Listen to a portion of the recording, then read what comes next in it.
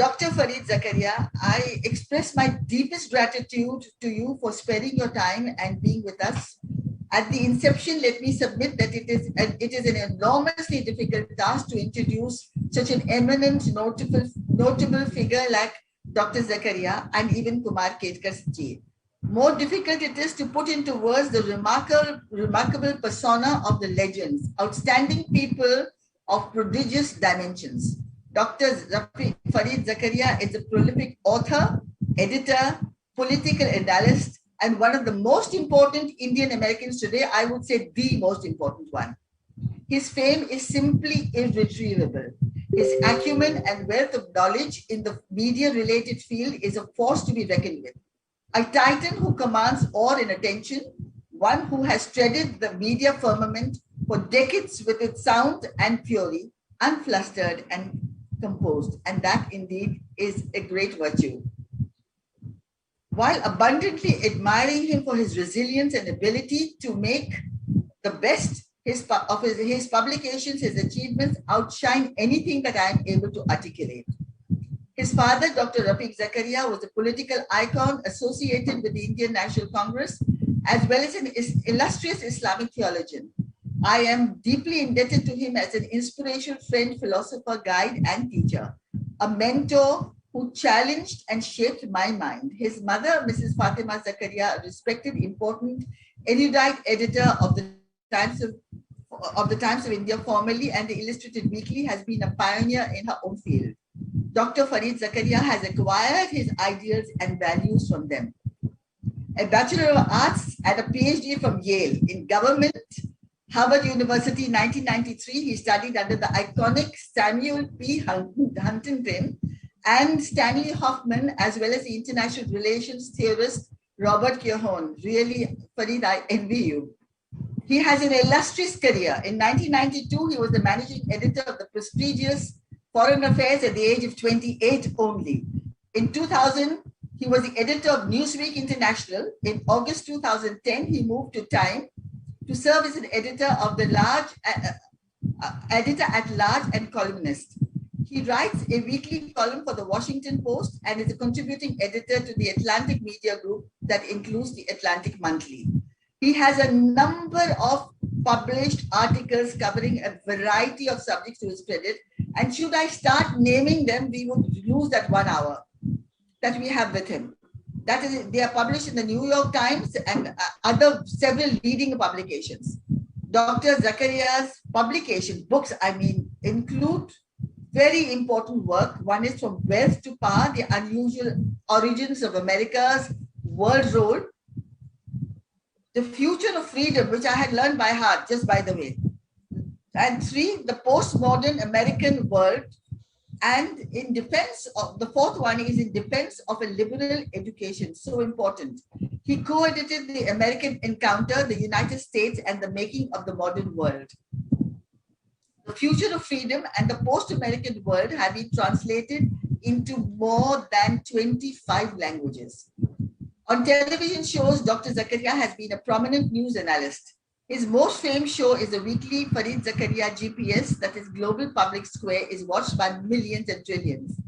He has a number of honors and awards to his credit.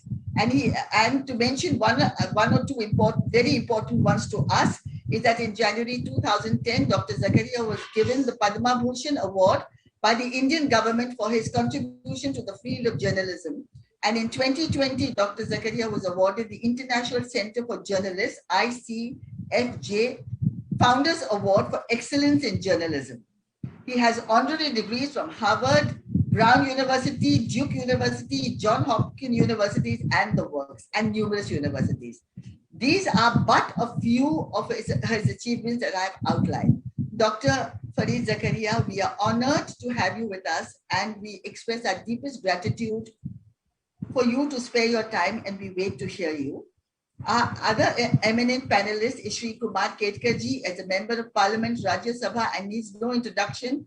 He has few equals in the world of media, a noted prolific author and an expert on political affairs. He has walked tall in the corridors of power. He is all these and more, a person larger than life, normal mortal run. A great orator, his voice had always echoed in the media fraternity. An unrivaled journalist for 50 years, he started his career associated with the Economic Times, where he was a special political correspondent.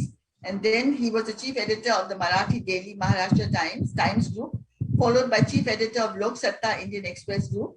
He has been a panelist on all the leading channels, Indie TV, India Today, CNN, Times Now, etc. And during his many years, he has written many articles from the USSR and its disintegration to Berlin and to Germany's Berlin transformation of China, Vietnam, Hong Kong, and he had been awarded with the Padma Shri in 2001 by the central government as a lifetime achievement award in journalism from the Maharashtra government. He has 12 books in Marathi on politics, sociology, science, and literature to his credit. He's also a distinguished advisor to the Wisdom Foundation. Ladies and gentlemen, I give you two media giants in conversation with one another on this very important subject. Thank you. And now this is for Dr. Fareed Zakaria and Kumar Ketkar. We wait to hear you. Well, actually, thank you, Zeenat ji, but your introduction to me was extremely hyperbolic. I don't think I'm in any way a media giant. That description belongs to Fareed ji. And in fact, I'm privileged to be interacting with him. I have known his father for many years before, for something like 40 years. I have gone to his house for meals. He has presented his books to me. And so I'm aware of the background that Fareed ji had even before he went to States from Fareed ji. So I'm really privileged to be with him. He will be throwing more light on what is happening in the name of social media, in the name of freedom, in the name of all the questions that are getting more and more worrisome these days. Interestingly, the social media came into existence, or internet came into existence, mobile came into existence, expanding our freedom. So it was expected that this freedom, which is getting expanded by the technology, and people like Harari also said that it is technology which will govern our mind and our future. And so even we thought, perhaps innocently or in a naive way, that with this mobile technology, our freedoms will expand. But to give credit to Fareed ji, Dr. Fareed ji, he wrote the book titled Future of Freedom a little about 20 years ago. At that time, this mobile technology existed, but it had not acquired the proportion, monstrous proportion it has today. It did not have the fake news. It did not have the Facebook. It did not have the social media like we have today. And interestingly, the freedom itself is being challenged. That future of freedom, which was considered a guarantee with the technology, has actually come into a problem. And Fareed ji thought about it without having the social media at his disposal for seeing the alarm.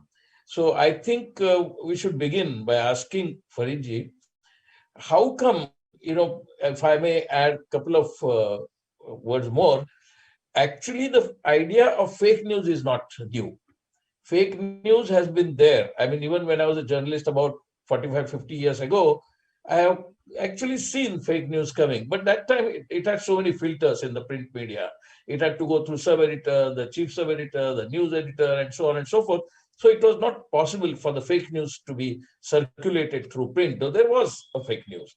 In fact, a friend of mine suggested when he read this topic that how are you sure, he asked me sarcastically, how are you sure that Sanjay, who was explaining Mahabharata as the war in Kurukshetra to Dhritarashtra, are you sure that he was giving a correct news or he was also giving partly a fake news? But let us keep that kind of fable or that kind of Puranic stories away. What we are witnessing today is the fake news which is acquiring almost the same dimension of monstrosity that a nuclear bomb once had. This may look like hyperbolic statement, but the fact is that nuclear bomb, the fission technology, exploded and exploded only in certain areas. But the fake news bomb or the social media bomb is exploding every minute all over the world on all our minds. all minds are exposed to the fake news, devastating fake news, and therefore, actually, the stability of society, the democratic idea, the idea of freedom about which he talked, those all ideas have come into cauldron, and it is becoming extremely difficult to keep stable society and to keep democratic order. Suddenly, it lasts about 10 years, and it concomitant with the rise of social media, that regressive tendencies, the fundamentalist tendencies, the extremist tendencies have grown all over the world and are actually staking claim to power. Yes. So this phenomenon, which has actually happened in last decade or two, Dr. Fareed Zakaria is a witness to that and has contributed profoundly on current topics like this as well as earlier topics.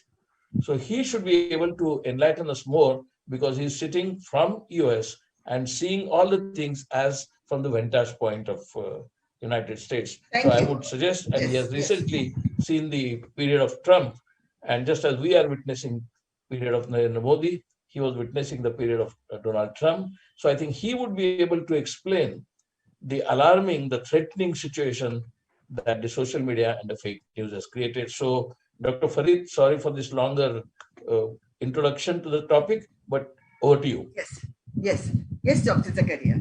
We're waiting to hear. Absolutely. Well, first, Zeenat, thank you so much for inviting me. I think that the work that the Wisdom Foundation is doing is so important. I mean, this kind of work is important at all times, because I think one thing that people often forget is the democratic project, the liberal project is very fragile everywhere in the world, as we've seen in the United States itself. And it needs people who are as committed to it as you are, and as committed not just to the institutions, but to the values. Kumarji, you raised a series of very important questions, and you put them in exactly the right political and historical context. So let me begin by saying, why was it that about 20 years ago, when I started to work on this idea of illiberal democracy in the future of freedom, why did I sense that there was this problem? And what was my thinking about it at the time?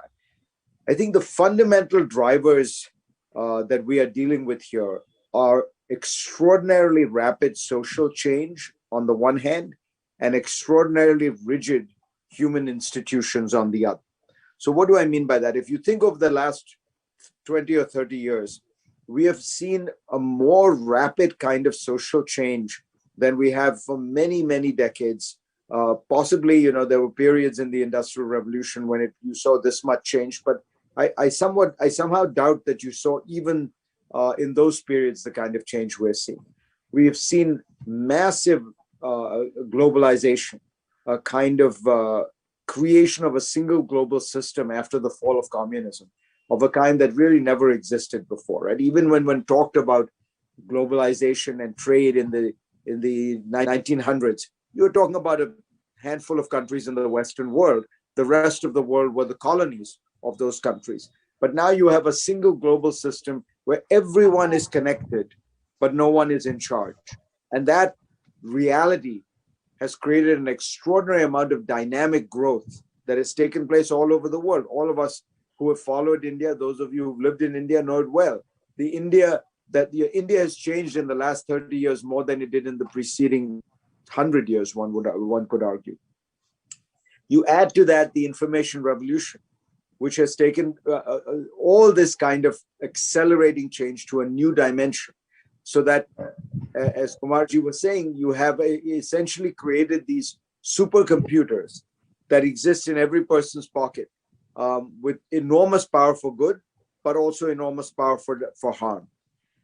But add to that also the kind of social demographic changes that are taking place in countries like India, but all over the world.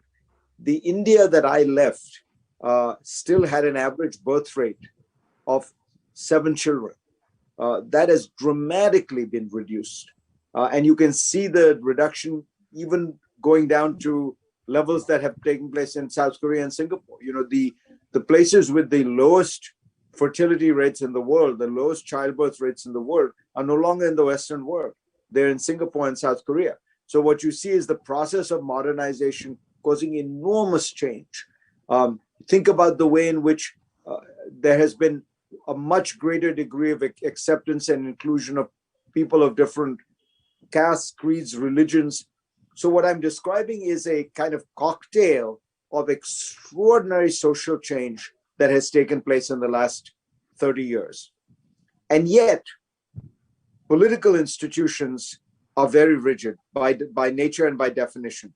And human nature itself doesn't change that much. So you have, on the one hand, this massive amount of change. On the other hand, these rigid institutions and the reality of human nature, which is itself slow to move. And you have an inbuilt problem. And so that is one of the causes, I think, for one of the fundamental causes for what's going on.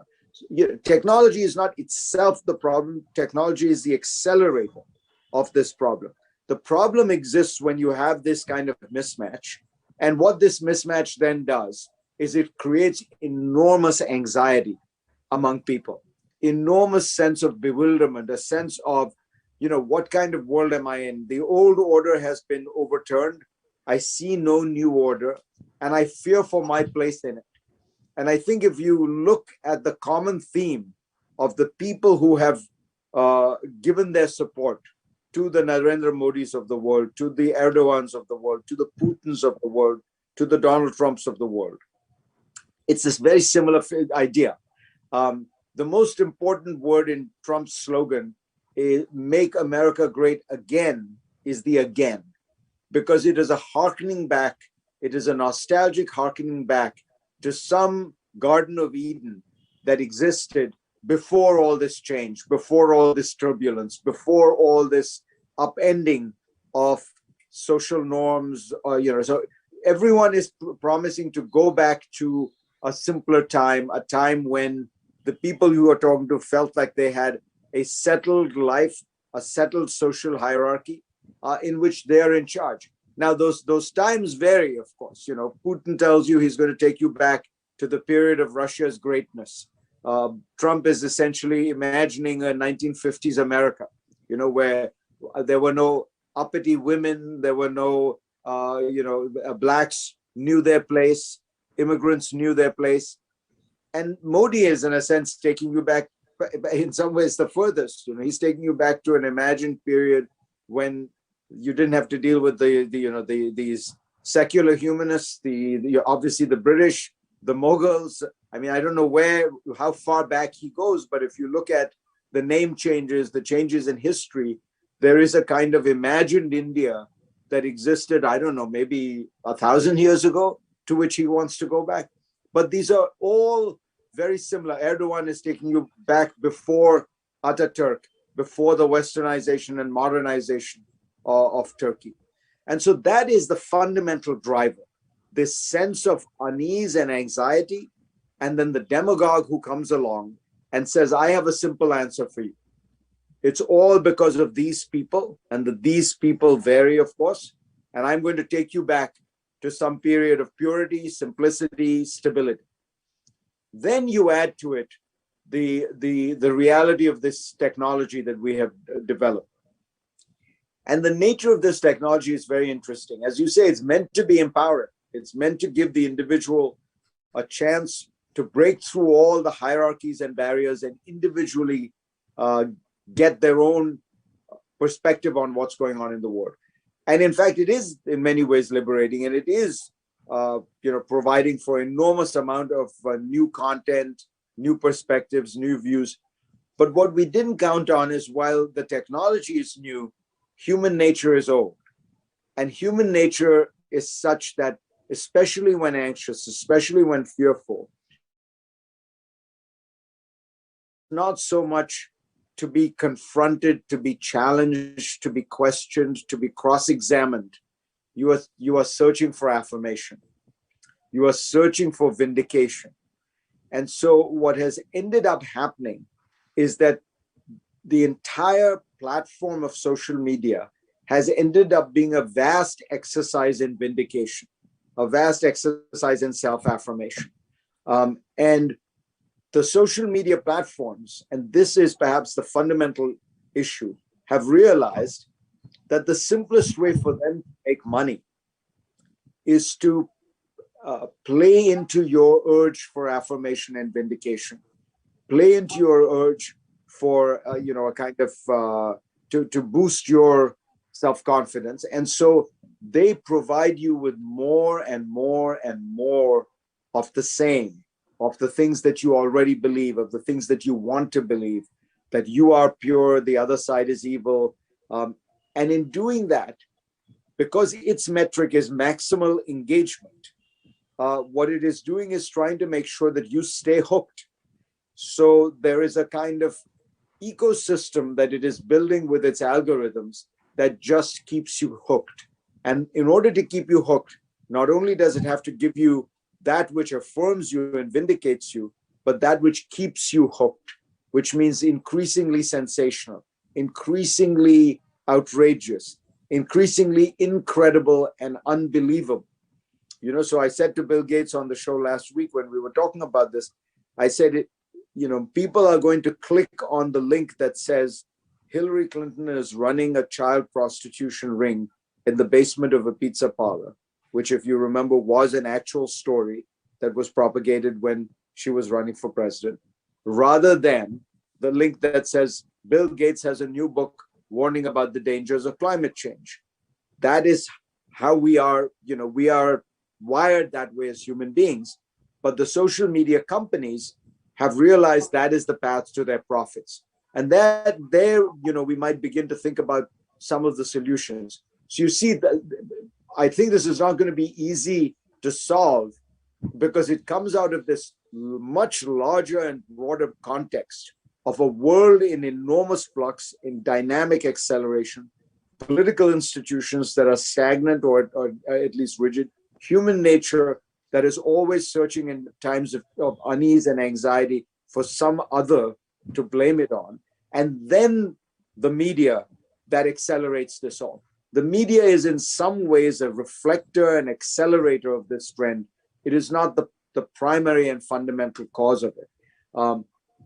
Now we can then start to think about how to think about solutions. But I think it's important to realize how deep the problem is. Well, actually, Dr. Fareed, is it not very paradoxically interesting that we are using social media like Zoom to discuss the evils of the social media? So, actually, it is a paradoxical fact. And moreover, I find that when there was no social media, when there was no media, in fact, and everybody thought information communication revolution was kind of a utopian idea of, expanding freedoms, expanding democracies. At that time, when there was no such technology available, we had in the 20s and 30s last century, there was Mussolini, there was Hitler, there was Franco, and those people, actually ruled, and not only ruled the states and the countries, they actually ruled over the minds of the people. When Hitler in 1933, when he took over, actually the process had begun much earlier. And between 33 and 1944-45, there was hardly any local social German opposition to Hitler. There was, but not much. And Hitler could carry on. Mussolini could carry on almost till the mid-40s. Now, without this technology, without this social media, they could influence the minds of the people. Now, today, the monster has the media in its hand. And therefore, it has, proportionately, exponentially increased the threat to human life. But my question would be, don't you think the idea of fake news, which is a subject today, devastating fake news, the idea of fake news was in a way, in a very preliminary way, was perfected during Cold War, when I distinctly remember when Cold War was at its peak and the CIA was accused by agencies that CIA is planting news, and the CIA supporters of America would say KGB is planting news, and MI5 and MI6 were planting news, and they were trying to plant news, create fake news to generate certain political objective. So invariably, we have found that time and now, the fake news has an objective. It has political objective, power as its objective. And moreover, not only power is its objective, it is not some weird man, some kind of a psychologically deranged person who is generating fake news on mobile. Now they are organized troll armies, there are troll gangs, there are fake news organized gangs. It is like a difference between a pickpocket, which is an individual crime, to organized crime, to mafia, and to gangs. So now the social media has been getting used by the social media gangs, and therefore it has, it has created a more threat to human society or to human behavior. I have another question which you raised, more to it, but don't you think that it has its origin even earlier in 20s and 30s and also in Cold War, and it has now only expanded that threat of through social media, don't you think? Yes, Kumarji, you're absolutely right. And I would point out that in the 20s and 30s, you had a very similar situation than in terms of what I'm describing. After all, what was happening in the period around the, say 1900 to 1925, you have enormous change, right? This is the period where the introduction of electricity, cars, telegraph, telephone, movies, radio, all these new technologies come about. So it was a comparable period of a kind of technological globalization revolution that is taking place. So enormous change as the world is moving, particularly the Western world, move from agriculture to industry. At the same time, you have these new medias that come about. And what is it that happens? That those people you mentioned, the Mussolinis, the Hitlers of the world, mastered the new media of their time, which was the radio, which was the short movie. You remember Hitler places enormous attention to imagery, to symbolism, and then to have it captured on film by the great filmmaker Leni Riefenstahl, who makes this extraordinary movie Triumph of the Will, about the Nuremberg rallies and about Hitler's rise to power in general. So that kind of media revolution had already begun, but it was an unusual media revolution, or at least it was a distinctive for its time, which was this: the radio, the TV, the media in the 1950s during the Cold War all had this quality. They were one-to-many broadcast systems. So there was a central node that broadcasted to the entire country. Capturing that central was extraordinarily important. And that's why the key issue was always, how do you capture that node? Either you have to make incredibly compelling speeches, the mastery of the radio was important. That's why those movies, those documentary movies were important, because you need to capture that central node and make sure that it disseminates it to the rest of the country. Today, we are in a different situation. There is no central node. I mean, if you think about it, when a coup used to take place in the 1920s, the coup plotters would go to the presidential palace to arrest the president, and then they'd go to the radio station to broadcast their message. So they were capturing political power and information power. In the 50s, when the coup would take place, they would go to the presidential palace and the TV station. Same idea: political power, information power, because you had a one-to-many broadcast system. Today, the system we have is a many-to-many broadcast system. And so the mechanism you need to propagate fake news is very different. It's exactly what you described. It is these armies of trolls. It is the algorithms. It is mechanisms that infect the entire system, because no one node is powerful enough to affect it. So I think of this as very much in keeping in terms of philosophically with what you're describing, but it's new in that you have to understand the nature of a many-to-many system. You have to understand the nature of how you infect that system with it. Now, what is the ultimate objective? The ultimate objective, however, is very similar. The ultimate objective of fake news today is to question any objective narrative that might be presented, and to cast doubt, to cast suspicion, and to give people vindication and affirmation of what they want to believe. So you don't actually have to definitively prove anything. You just have to create enough doubt, confusion, so that your people can feel that the whole issue is complicated and who knows what happened, right? So the ultimate version of this, of course, is the election of 2020, where 50 states certified it, 60 court cases affirmed the truth. but you were able to infect the system with this doubt. Well, maybe there were some of these states that cheated. Maybe there were some rules that were played with. And so you have the reality that there are maybe 35% of Americans, so we're talking about 60 million people who believe that Joe Biden did not actually win the election. And that is enough to sustain this kind of alternative reality and the fire in the belly that these people need to believe that Biden is illegitimate, to believe that Trump was wronged, and therefore to want revenge, right? So that is the objective of fake news. It is not necessarily to present a perfect objective or alternative.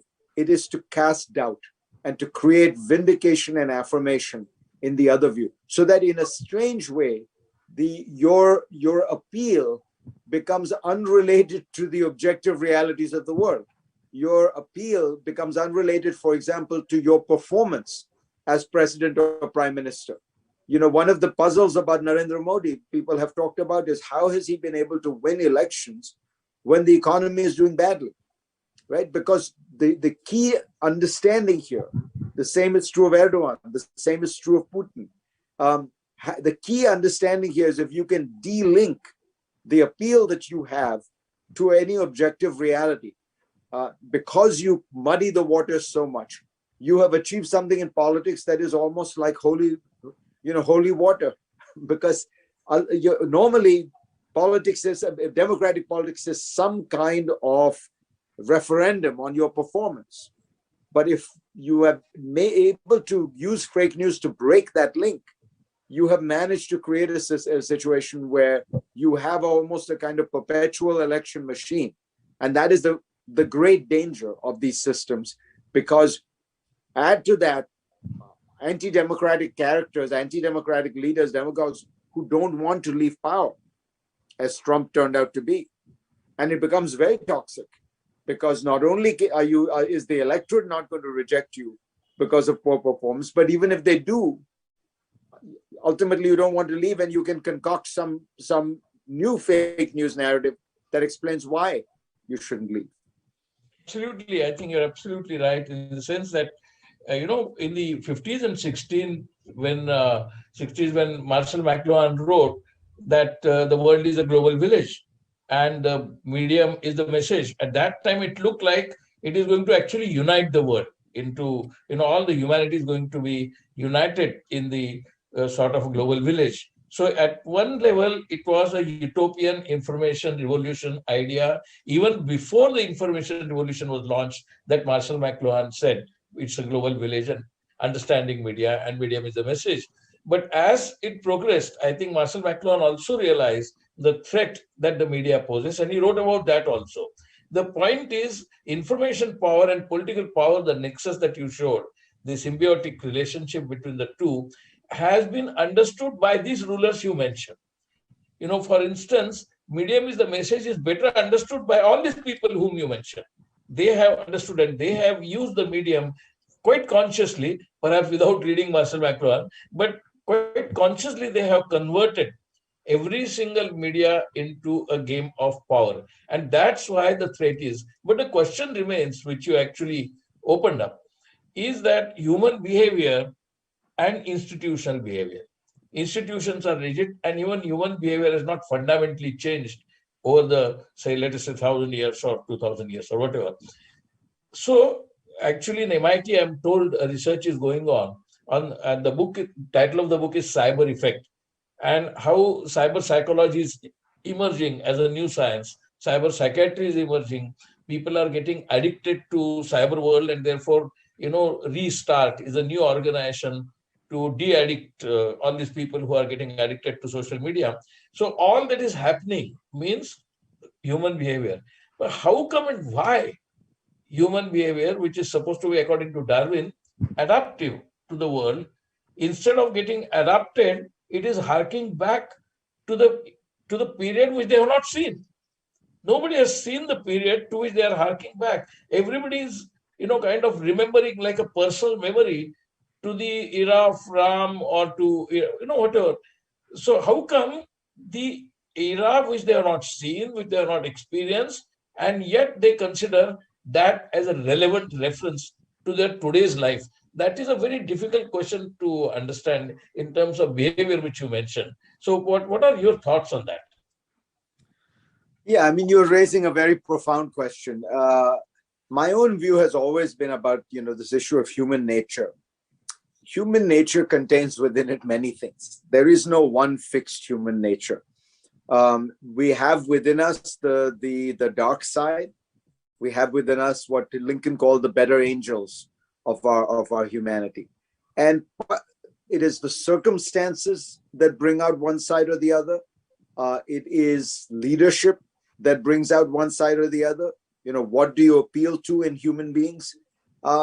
Look, Germany in 1935 and Germany in 1965, same country, same people, but one set of circumstances, depression, hyperinflation, and one set of leaders, Hitler, can bring out this very dark side to German character. On the other hand, peace, prosperity, American protection, and leaders like Adenauer in the post-war period were able to bring out a very different side to human character. I think we have all seen this in India much more clearly. I remember, growing up in Bombay, and some of those riots that would take place periodically, communal riots, you in some cases, you even knew the people. And one day they were happily coexisting, Hindu and Muslim. And the next day they're hacking each other apart like savages. How does that happen, right? And it seems to me, it shows you we contain within ourselves both these elements. So how does one, get privileged? How does one? And I think it takes work to make people to evoke those better angels. It's easier to appeal to people's fear, to people's sense of insecurity, to people's sense that if you want to understand your problems, blame the other.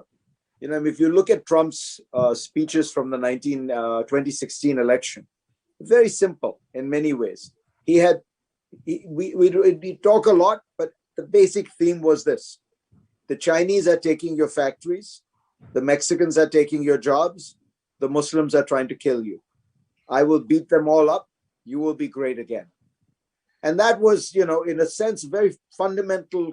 It's a very visceral, I think that we sometimes, people like us, tend to imagine that the electorate is voting on the basis of issues, is voting with their minds, various programs.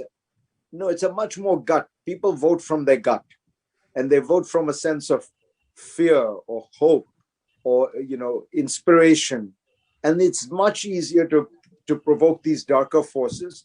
And part of that fear is you're selling a story. And the story is often, as you put it exactly right, this is most of these hearkening back to the past is to an imagined past that never existed, or to a past that was much more complicated than people imagine. Right? I mean, if you go back to the 1950s in the United States, blacks couldn't vote. Immigrants were basically cast into the shadows. Women couldn't, in many states couldn't be lawyers, doctors, accountants. It's not a world that many of those people who are voting for that vision would have found themselves on the wrong side of the street in that situation. Or you have these, imagine alternatives that are so fantastical that you have to really stretch the imagination. When was it that, India has been a country of constant, foreign traffic, trade, travel, conquest. What is this period, that you have before Muslims were in India? Is it 1,000 years ago? Is it 1,200 years ago? And the real beauty of India was always this syncretic development of a culture. When I came to America, I was struck by the fact that in America, people respect each other's religions. But in India, you actually celebrated each other's religions. I mean, the India I grew up in, the home I grew up in, we celebrated Diwali, Holi, even Christmas. When we would have people over for Eid, half the people who would come for Eid celebrations would be Hindus. That was the India that, and so that, I think it's important for people like us to remember, that was as real as any exclusionary vision. In fact, that was more real than an exclusionary vision, because those exclusionary visions are, mostly concocted fantasies. But what I'm describing was the lived experience of Indians in the 50s, in the 60s, in the 70s. And of course, they would break down from time to time. It would break down because of bad leadership. It would break down because of, a crisis of one kind or the other. But it's easy to highlight the periods of conflict without remembering the much longer periods of coexistence and harmony that existed between those periods of conflict. And that, part of the story, Kumarji, may be that we have to become better storytellers. Everything is a story. Everything is a narrative. And if the narrative is one of, of conflict, destruction, death, then that becomes if that's the only story you hear, is that the Ram temple was destroyed, and God knows whether it was or was not. But if you don't hear the other stories of how Hindus and Muslims lived together in peace for hundreds of years, how Akbar married Hindu women, if you don't tell those stories as forcefully, then you're going to lose. Actually, very current topic of alarm of the fake news devastation. You have taken it brilliantly to the philosophical and historical level. And therefore, I am, sort of provoked to raise another question in that same, in the same tune, in the sense that the 20s and 30s you described, when Mussolini and Hitler dominated Europe, and actually not only Stalin also was there, and globally the idea of violence prevailed. If you want national liberation, have violence. If you want anything, use violence as the means. Same period, 1920, 1930, here comes Mahatma Gandhi, who exactly takes a different route. Absolutely. What, provoked him to do that? But the atmosphere, that's why there was Savarkar here celebrated, Subhash Chandra Bose celebrated. Many people inside the Congress also wanted Subhash Chandra Bose, and many people in many other, communities wanted Savarkar to grow ideologically, that is. And yet, despite such pressures of ideology of violence, which was a global ideology of violence, all the people who were well-meaning utopian comrades thought that violence is necessary and therefore Stalin is necessary. So similarly, such atmosphere existed at that time, and yet Gandhiji could influence millions and billions of people. And from Kanyakumari to Kashmir to Nagaland, people, started saying that they are Gandhian. For what? Because Gandhi was not giving them any harking back, kind of theory. He was not giving them idea of violence. In fact, he was facing the most violent police force by non-violent means. And that inspired so many people, instead of getting, set into the base, base ideas, villainous ideas, poisonous ideas, they could become profound. So the media, at that time, there is no social media. But Gandhiji's message actually knew only 3 languages, Gujarati, Hindi, and English. But his message could reach Tamil Nadu, from Rajgopalachari to Kamaraj, everybody could understand Gandhiji. Similarly, the entire North, everybody understood Gandhiji. Bengal, everybody understood Gandhiji without Gandhi actually speaking Bengal language as such. So that shows that media also has limitation. And perhaps it is possible that this is a phase of social media which will also reach a plateau, a kind of saturation. And perhaps the decline may begin because people will be fed up. People will be actually saturated by this kind of propaganda, which is coming in the name of fake news and basically growing on the basis of journalism. Because what is fake news? Essentially, a news written in a format of a journalism and presented on a social media. That's how fake news grows. Otherwise, it is not. Otherwise, it is just something else. Otherwise, it's a joke or a gossip. But fake news is something which is written in the format of a newspaper writing and circulated to you. Then it becomes a fake news and so-called semi-reliable or semi-credible. If it was not written in that format, if it was just like that, if I tell you something, if I tell you I just saw UFO landing in Delhi, if I tell, that's not fake news. That is not even gossip. That is some kind of a fantasy or whatever it is.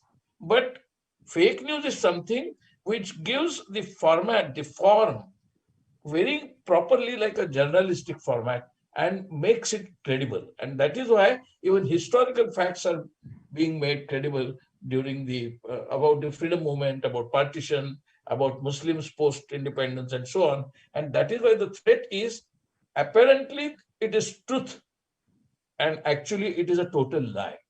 So this That's a very, very good point. And in fact, that is, of course, the genius of Fox News, which was that it presented itself and it looked like a network. It looked like a normal news network, but actually it was an opinion entertainment mobilization machine that was in the clothes of what seemed to be a normal news network. But I want to touch on, because I know our time is limited, I want to touch on finally, though, the point you were making about Gandhi, because I think it highlights the degree to which human beings have a choice, human leadership matters.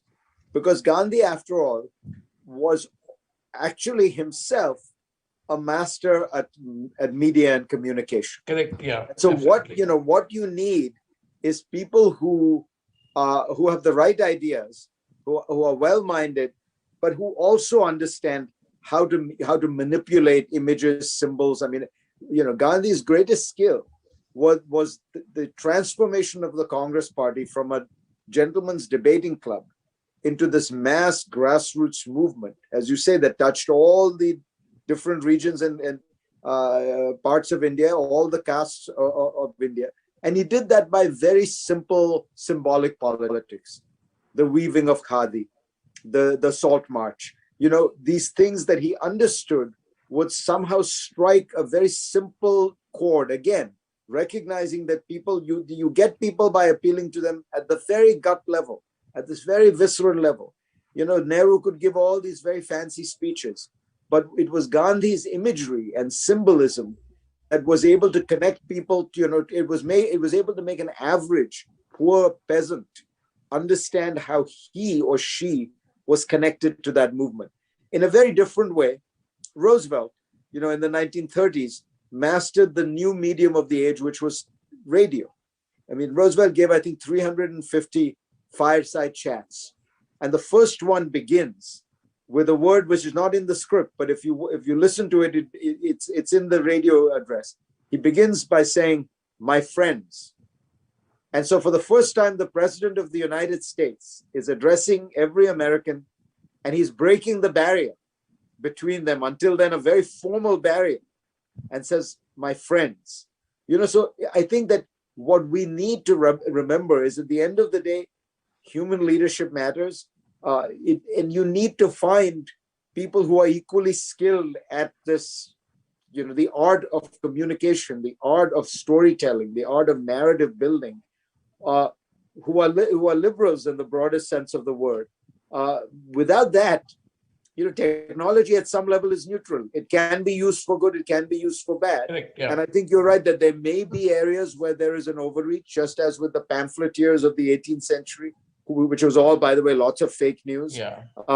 Gave way to a more sensible media later on. Maybe we're in a phase like that, but it won't happen without all of us trying, without the search for better leaders, without a search for better methods. None of these, I talked in large structural terms, but none of this stuff happens automatically. Ultimately, human beings have to make it happen.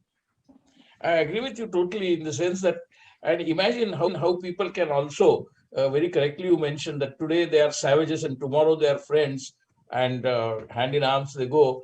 See, for instance, in 1947-48, so many people were killed. Estimate is anywhere between 10 lakh to 20 lakh people killed in the Holocaust of a communal. And so many people were houseless, homeless, devastated, women raped, and so on.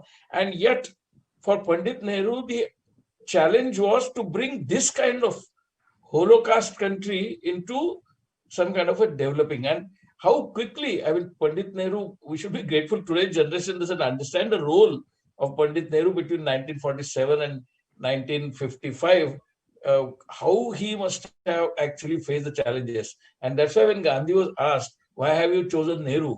He said he will speak my language internationally. And that's what Nehru, kind of did. His so-called Hindi Chini Bhai Bhai, which is ridiculed. But at that time, it was utopian and considerably working idea. It degenerated later on is a different thing. I don't want to go into that. But point is, you're right, that all that generation influenced by Gandhi, continued by Nehru, actually brought India where it is today. And now we feel threatened. So, we have gone through those fluctuations. And those fluctuations, if we understand properly, I think we can even fight this. I remember I think we have just one or 2 minutes. Orson Welles read on radio in 1938, even before the war, the Invasion of Mars, play. And War of the World. that created so much panic. So it can be considered as a fake news at that time. It was actually considered as a news. Many people thought it was a news that Martians had arrived and invading the Earth.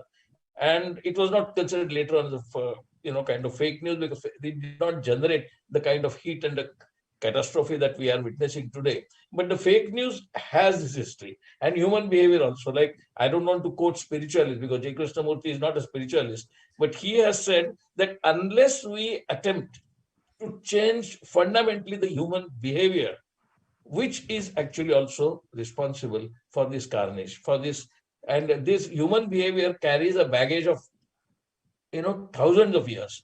So we have to liberate personally, socially, collectively, and not nationally, because nationalism is a very narrow idea. So human beings must overcome and throw the baggage of all these negative tendencies out. I think it is possible by using the same social media. The same media was used by, as you correctly said, Gandhiji. I say, meaning not this, but media was used. And Gandhiji gave a different idea to the world, which is worshipped. Nobody worships Hitler. Nobody worships Stalin. Nobody worships Mussolini. But all over the world, whether they actually perform that way or not is a different matter. Whether they actually behave in a Gandhian way is a different matter. But the only idea that has survived without getting into utopian trap is that of Gandhi's ideas. So I think the Gandhi-Nehru phenomenon has, I think, a potential for the future, irrespective of the social media, kind of creating this monster. So instead of having a negative message to the listeners that social media is going to destroy us all, let us end, I think, on a positive note that social media can be used. The same weapon can be used. Instead of creating a bomb, we can create electricity out of nuclear power. So we can use social media to generate more friendliness, to generate more democratic spirit, to generate freedom and debate and dissent, respect to dissent. That can be done by using the same social media. And you have actually challenged and actually posed the question of future of freedom. I think that can go further. You should write a sequel to that, the future of freedom in the context of today's technology and today's social media. That would be a great contribution to this debate. Thank you, Kumar. Doctor, a kind of a dilemma that I'm expressing before you. I know that we are running short of time.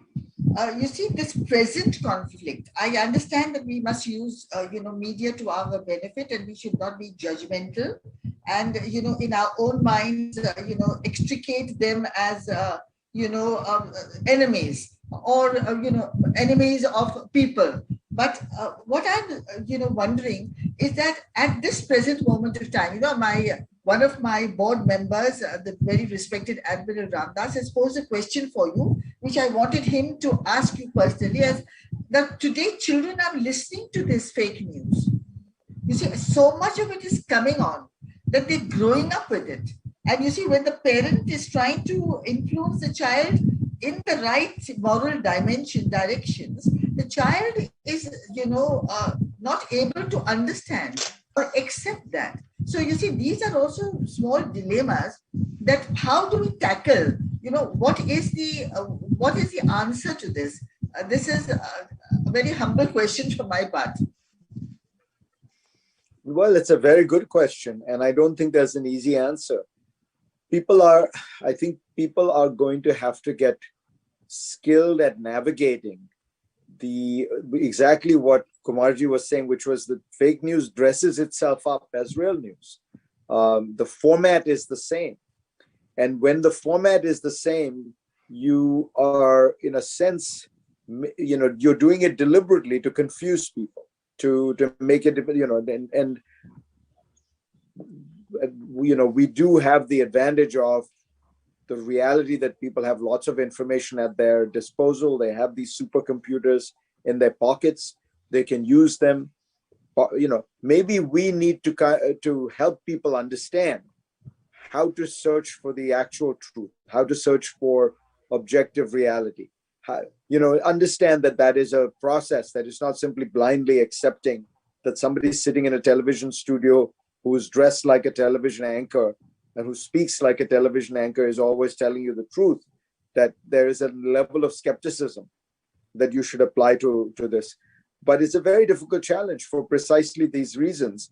I take some comfort from the fact that historically, these efforts to brainwash people have not worked.